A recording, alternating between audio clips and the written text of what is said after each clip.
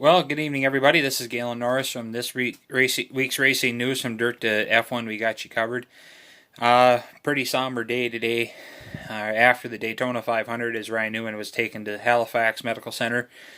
It has been released by NASCAR and Roush Fenway Racing that he is in serious condition, but the doctor said that none of his injuries are life-threatening.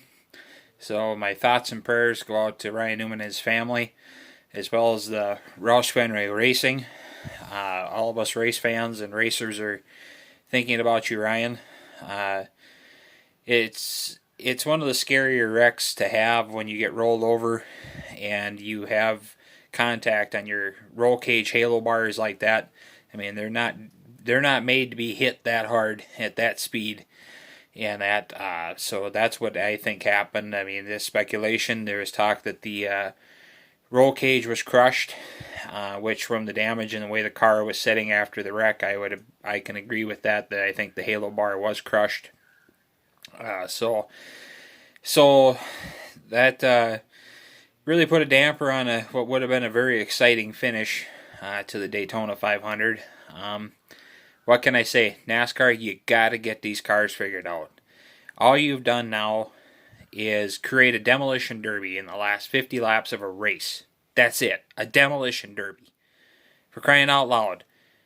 Can't we get this racing so people can race during the whole race again?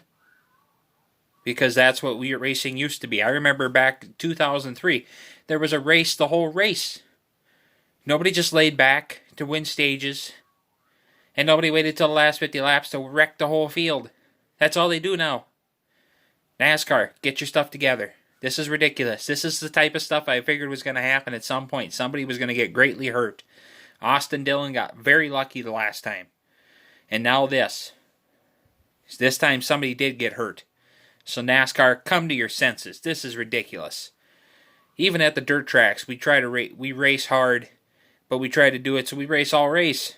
So that way people aren't doing dumb stunts like this and getting people hurt. I'm not saying it's Ryan Blaney's fault. Newman was blocking as he had to. He wanted to win Daytona 500. They hooked. It happens. But the other wrecks was ridiculous. And this is what it's turned into. You just wreck your way to the win. It's no longer about racing. I mean, people got mad at Brad Keselowski here a couple years ago when he says, well, I guess I'm just going to have to, start wrecking people until they quit blocking. Well, I kind of hate to say it, he was right. That's what they've done. They're like, okay, well, you blocked me, now I'm going to wreck you. And like I said, not that Ryan Blaney did it intentionally. I don't believe so. I mean, if we're watching the replays, it just got crossed up on the bumpers, and that's what happens. And that. It's a shame that a good Daytona 500 came to an end like this. Shame for Jimmy Johnson. I watched his in-car camera on YouTube for most of the race today, and I kind of sensed that wreck coming as I was watching. I mean, they were really darting and weaving, and he was really having to let off the throttle at times, and I'm just like, oh, it's going to happen, and then all of a sudden there it was, grass over the hood, and you heard the smack of fenders, and knew it was over. So I feel sorry for Jimmy Johnson. His last Daytona 500 ended that way, and then now with an injury to Ryan Newman. As of right now, I don't know what the contingency plans are, as none of us do. Even Roush Fenway don't know who's going to be driving that 6 car. Maybe they leave it in the stables until Newman returns, which I doubt. Too much sponsorship money on it, but I don't know right now who they would put behind it. Possibly Chase Briscoe can maybe get the ride, I imagine. To me, that would be the obvious choice, being a Ford driver. Maybe Austin Cindric gets loaned to him. Roush from Penske to drive. Who knows what could transpire there. Felt bad for Matt D'Benedetto. He was having a good race. Got caught in that one wreck as well. The one with Jimmy Johnson. So I felt bad for him. It's just a shame that this is what the race turned into. And like I said, I don't like getting mad about races and good finishes, that could have been or should have been or were. But when a driver gets hurt over stupidity, the driver in me comes in and says, this stuff's got to stop. This is ridiculous, guys. We can't be racing that way. It's just stupid. If I was a driver if I was the poor driver that hit Ryan Newman, I would have been furious that we were racing that way to the end of a race that cost, put him in that position, but I mean, it's just, I don't know. It's the product of the racing, but it's also, I think, the product of these cars. Like I said, the way they're designed, their bumpers they match up, but they still get hooked, and they're so low, the air is so, just, there's so much air turbulence coming out from them from being so low in the rear bumpers down to the ground that I think they just get snappy loose, and then when you get a crossover like what happened with Newman and Blaney, you get turned into the wall, and, I mean, this is what happens.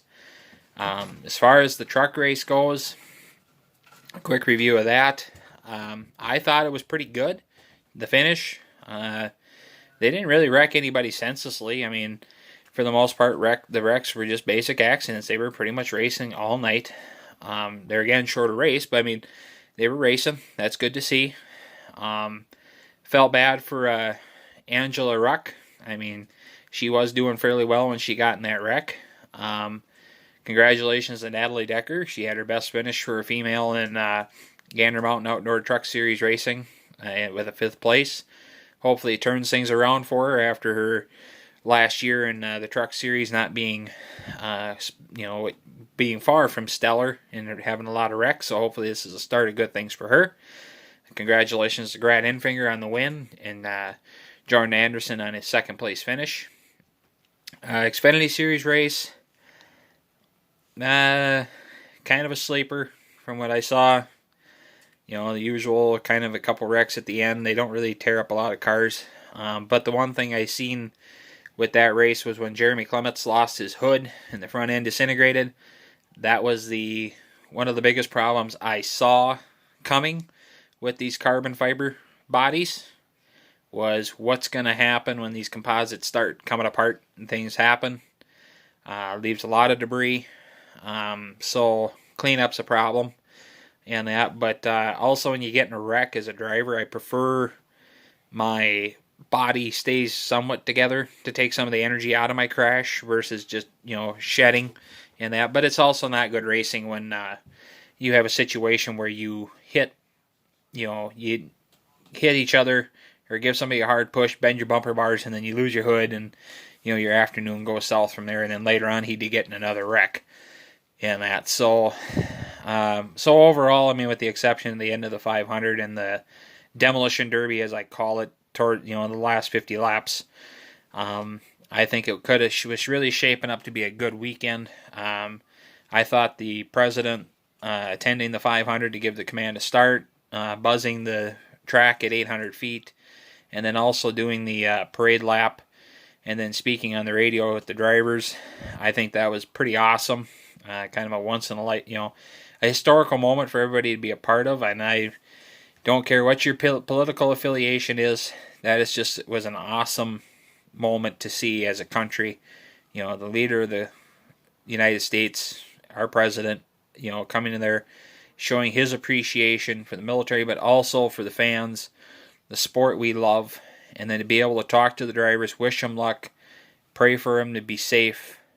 I mean, that's just and then in the honor to be able to lead the field for the Daytona 500, I mean, that was just, to me, an awesome deal. So, I mean, like I said, political affiliations aside, you gotta love that. I mean, that's a country thing. That's not political. I mean, that's just, for the love of the sport and the patriotic side and all of us in our country. I mean, I just thought that was a very awesome gesture in that. So thank you, Mr. President, for coming down to the Speedway and showing your support for NASCAR and that. So that's all I have tonight. Like I said, my prayers for Ryan Newman for a speedy recovery, get back behind that wheel, Rocket Man. And that, been a fan of yours since 2003 when you were driving the Alltel Dodge for Penske Racing. So speed to you, speedy recovery, and that. And thank you everybody for watching.